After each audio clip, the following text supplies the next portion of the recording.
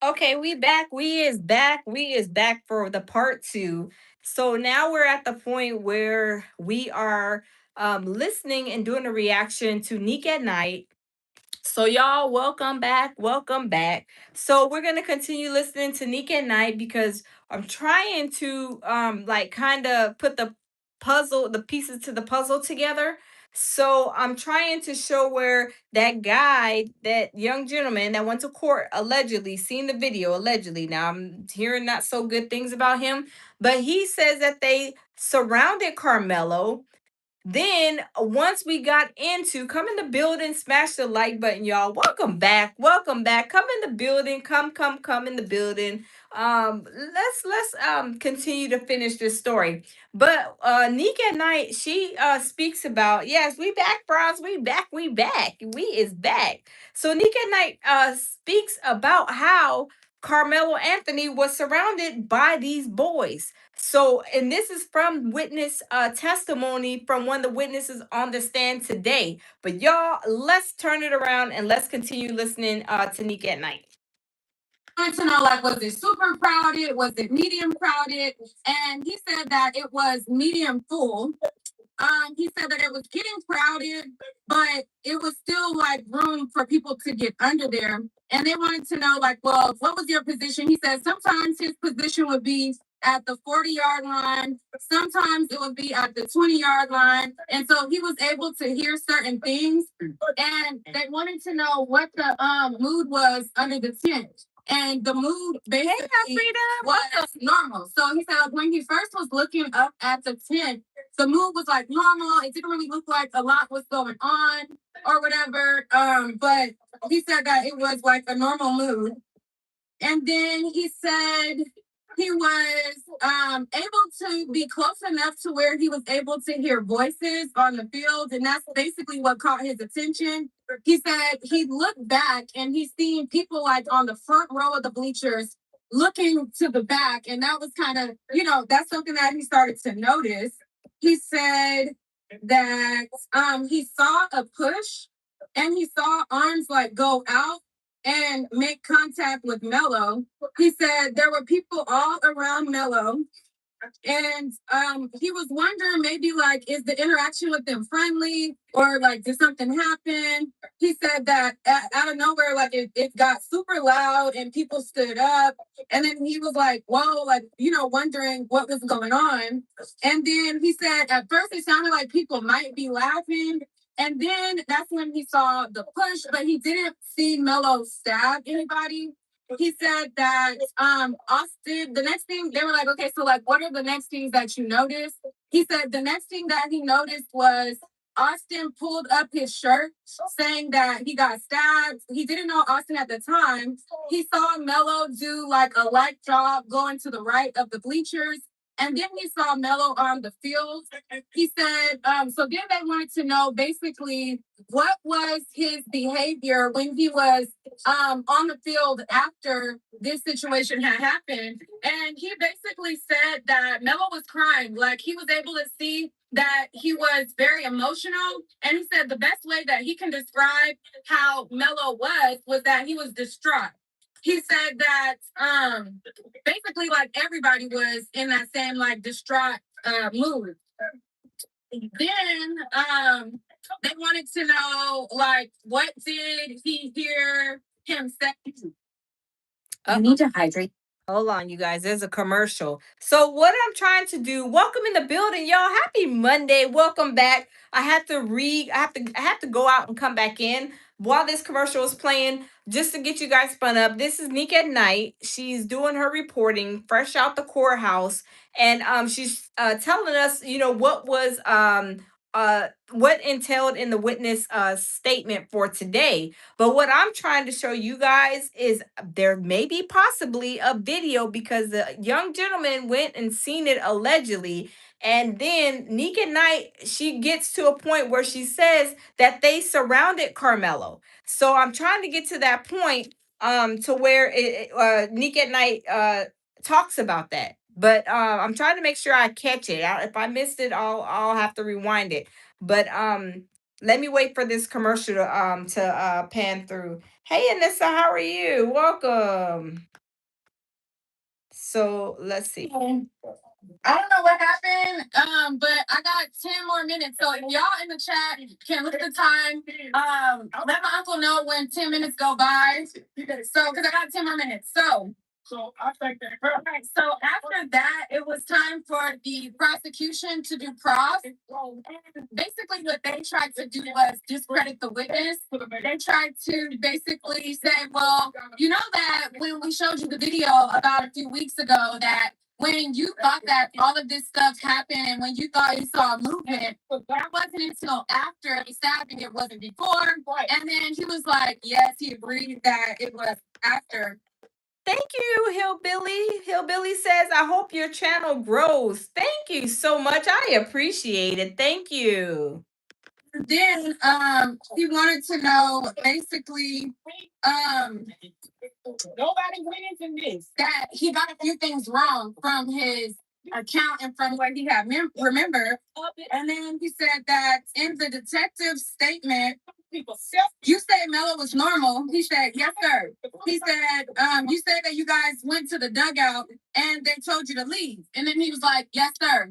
And then after they were in the dugout, he said that when the coach told you guys to leave, you left without a problem, right? And then he was like, yes, sir, or whatever. And then he said you thought people were surrounding Mello, and but that was after the stabbing. And then they was like, well, do you want us to show you like where you were on the field when all of this happened? And he said that like they didn't really need to show him, but then the prosecution was kind of like pressing, and he was basically like, well, we can show you if you don't remember, or you want to like refresh your recollection and stuff like that. And so then they showed him a video where he was standing at on the field, and while he was standing on the field, he basically was reminded that he was kind of like in the middle. So if you ever been to a football stadium, you see like there's like a center of the field, like there's like halfway between one side to the other. Like he was in the kind of like the middle of the 40-yard line. And then you can see that the bleachers were kind of like a little bit away. And then he showed him how once he started to look back, it looked like it was after the stabbing. And he was like, well, the murder just happened right now, right? And that's when you look back, blah, blah, blah. So then after they did that, they bounced it back to the defense. And the defense said, well, you weren't in here when there was testimony that there was discrepancies with the timestamps, right? Like you weren't in here when there was testimony, and you haven't been looking at the testimony, so you wouldn't know that there was a discrepancy with the sync of the videos. And he was like, yeah, no, I wouldn't know that or whatever like that.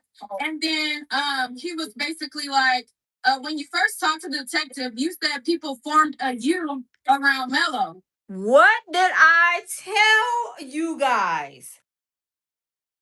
They asked if they formed a circle, like I said, like a half a circle, whatever, surrounding him like a rap cipher. Y'all, this is what that other man was saying. The other gentleman that people are calling a PDFer, saying that he's spreading misinformation. Listen to what Nick at Night has gotten from the witness fresh out of the courtroom. That's why I said I do believe that there is a clear video and they don't want to show it, because if they show it, it's going to set him free. They're going to be like, oh, that is self-defense. They four big dudes, big old dudes surrounding him like a rap cipher. You don't think that he was probably fearing for his life? Like, oh my God, it's four of them and they're big dudes on me? 4-1? Let me wrap that back a little bit, because what that guy is saying, what he said, and what Nick at Night is saying, I do believe that there is a video out there that is clear as day, and seeing what this gentleman said and what Nick at Night said that corroborates the story. Y'all, I'm telling you, there's something fishy. Something ain't right with this court case. I'm telling you guys. Let's listen. Let's listen again. And he was like, yeah, no, I wouldn't know that or whatever like that. And then he was basically like, when you first talked to the detective, you said people formed a U around Mello. And then when you looked at the video, said that they formed an L. So when he said that, the prosecution argued that he was leading the witness, and he like put in like whatever motion or whatever. And then he said the tint that you said was medium full, and they said yes, sir. And it was like not like packed prior to the push. Sitting under the tent, you saw people all around him under the tent. There, and then he said there were people walking by. There were people like he was like describing what he saw because he saw like people walking by, people like going around and stuff like that. So they wanted to know again, like, okay, so right before the incident, like, what was the mood? And he said that it was normal. Yeah. And then he was like, let's see. Da, da, da. He said, um, like you described everything to the best of your recollection. So then it was back to Cross, and they wanted him to say again like where Mello was, and he said he was in the top corner. And when they showed the video of them running to show that it was synced up, so they showed him the video again, and they were like, "Well, this is synced up with the murder, blah blah." And then it went back to the defense, and the defense was like, he tried to like say like insinuate like it wasn't synced up or whatever. And so he said that it was like part of varsity, etc. So after that, they said it's time for the next witness, and then like one of the jurors was like raising his hand or whatever, and they had put like they went on like the sidebar with the lawyers, and basically the juror had 5 minutes to go to the, I guess, the restroom. We couldn't leave the courtroom. And then when we came back, it was Officer Riley. Now, Officer Riley, his name is Bo Riley. He's employed by the city of Frisco. Okay, so that was my main point listening to this video.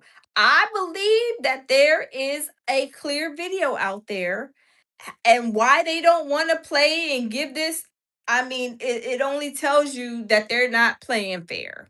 That is the only thing that I can say, that they're not doing this fair and showing the video. That's why they said, well, we can't bring a 4K video into the courthouse. No, you don't want to bring a 4K video in the courthouse because you know that's going to be a game changer, and it's going to show exactly what everybody else is saying. Like, why didn't they come on now? They got all kind of experts. They got electronical experts that can, bring in probably a 12K TV to see clear and concise on those videos what happened. You're in a courtroom. They got money. They got pockets of money that can get TVs and get all this stuff, all this equipment to show everything that needs to be shown in the court. But y'all, these are the games that these people play. They the games that people play. But let's see what shout out to let me see. Shout out to let me see. Willie D. Shout out to Willie D. Let's see what Willie D has to say.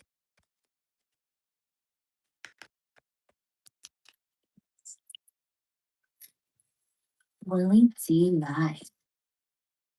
What's up, family? The defense has rested in the case of 19-year-old Karmelo Anthony, accused of stabbing to death 17-year-old Austin Metcalf during a Frisco Independent School District track meet on April 2nd, 2025. Authorities say that the two young men did not know each other and that Austin Metcalf died at the hospital from the injuries that he sustained after Carmelo stabbed him.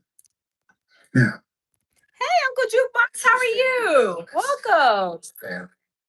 Because there's a narrative that's been spun that Carmelo was the aggressor and he's looking to start something.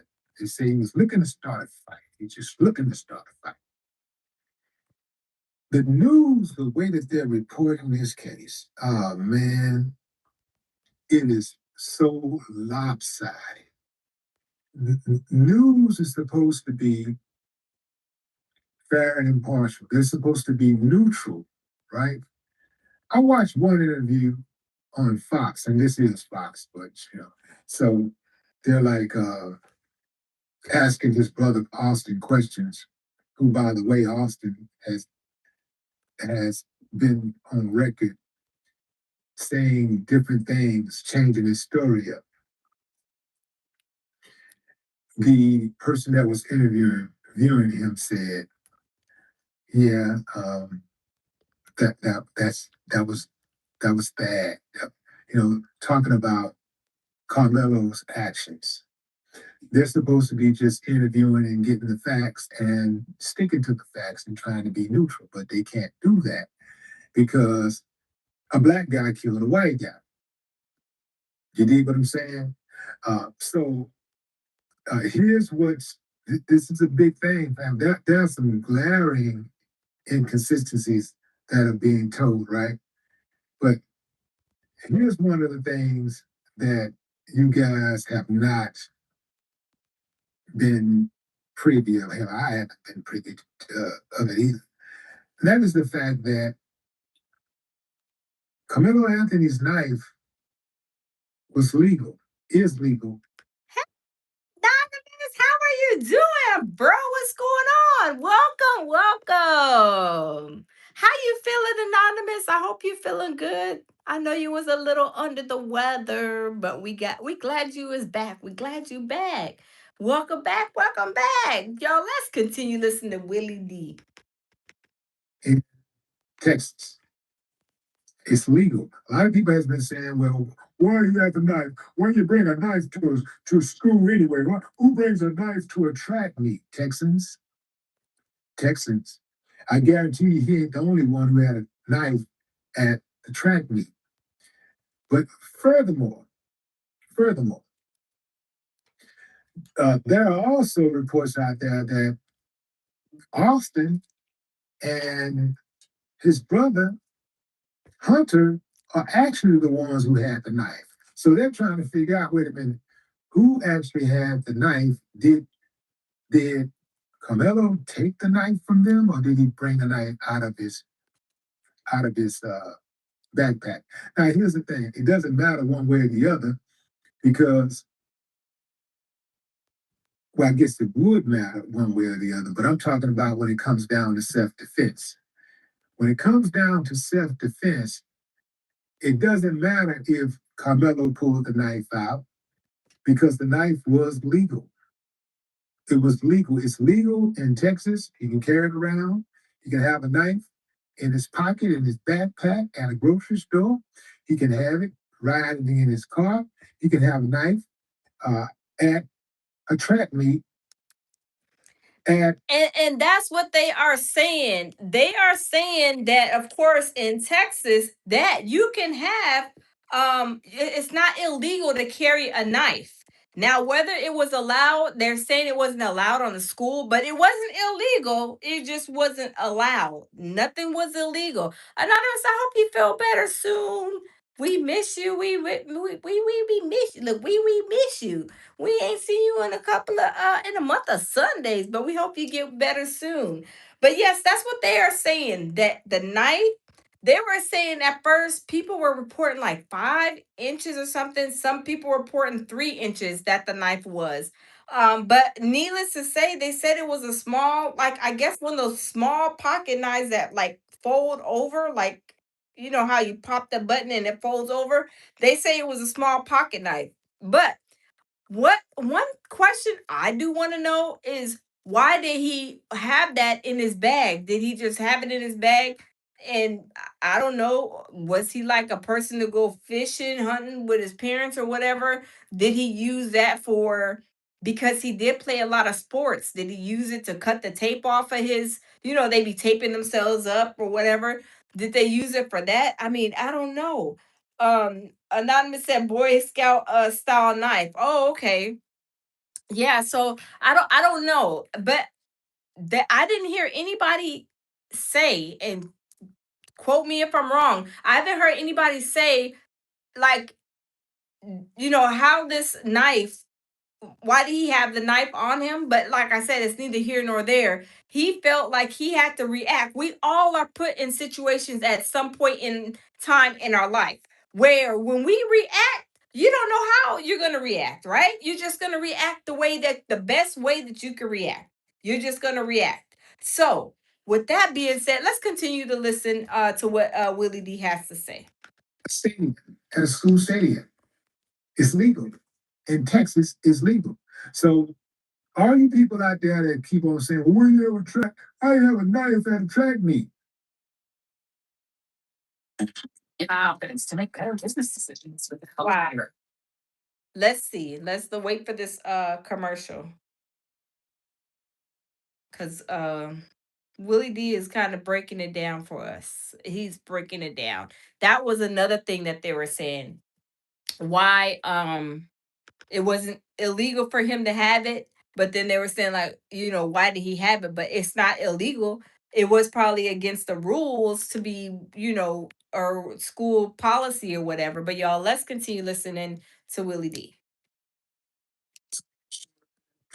With mace.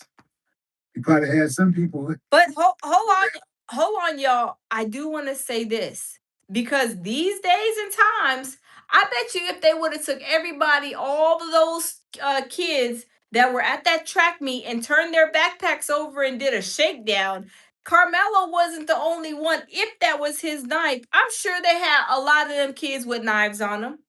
And not to say that them kids were trying to intentionally do harm to anybody. They were maybe, like I said, cut up the tape or take the tape off their shoes. Cause them kids, they be having tape all on their shoes, taping their cleats and stuff together or whatever. So who's to say that they, other kids had knives, not using it, not intended to use it for, unaliving or hurting anybody, any other student. But y'all, let's continue.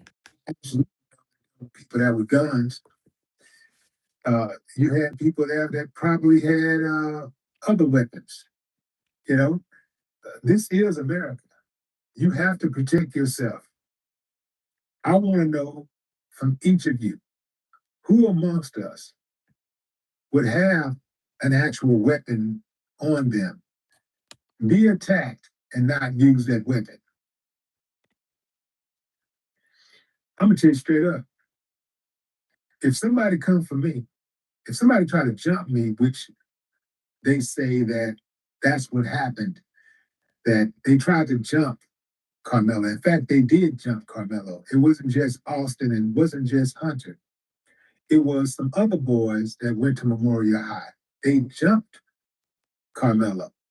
And see, this is why, y'all, I was doing the video right now with Nick at Night and also with the other gentleman that they say, he has some issues or whatever, but that's neither here nor there. All I was wanting to do is show you guys that Nick at Night was in the courtroom today. She came out. She said, this is what the witness said when he was being questioned. They surrounded Carmelo Anthony like a whole rap cipher. So, with that being said, why did they not play that video to where everybody could see that they were surrounding Carmelo like a rap cipher? Even Willie D is saying that. Other people, other platforms are saying that. Even the news media, I think the news media, did the news media say they were saying something about that, I believe so. I can't remember which one. But all these people are these people that are saying like the same thing. So it makes you wonder, like, they do have another video, but they don't want to play it because they don't want the whole situation to change. But my thing is fair all day long, no matter how you slice it and dice it, no matter what color you are, pink, black, purple, brown, whatever color you are, fair is fair across the board. If they have video footage and they have a clear version and they got a blurry version, why isn't the clear version put out to everybody? Right? Makes sense. Because they're trying to basically send Carmelo to the moon. And Carmelo, let me say this. He even said, I did it. It was me. So it's not like he's saying, no, I didn't do it. I don't know who did that. He did that. So I'm just saying it's crazy. Anonymous says, WFA News. I used to live in Funky Town, aka Fort Worth. Oh, you used to live up there, Anonymous? Wow. I know they said, well, they say Frisco is like, they say it's racist. Now I don't, do you know about that, Anonymous? They say it's like racist. It said it's a, from what I see, it looks like a small town. Does anybody can, it looks like a small town. From what I see, it's like north of Dallas, I believe. No, it's like north because Dallas was right here, is Fresco's right here.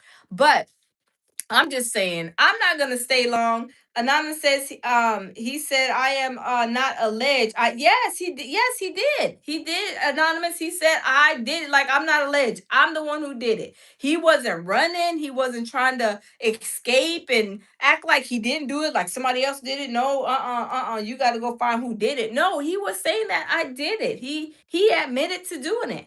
And I'm saying he admitted to doing it, and I feel like, and this is just my own opinion, he know that he was probably defending himself from all those four boys. And the two twins, they were some big boys. I think they say they weighed 200 and some pounds. So I mean, when you're put in certain situations, and y'all, we all have been put in certain situations where we have to make a decision, whether it may be a bad decision that we won't know it's a bad decision until after it kind of happens, or if it's something that happens and it's like darn, but needless to say, when we are put in certain situations, we don't know how we're going to react. We don't know. We might grab the remote control. We might, you know what I'm saying? It could be anything. It could be an alligator chasing you. It could be a dog chasing you. It could be whatever the case may be. We all react different.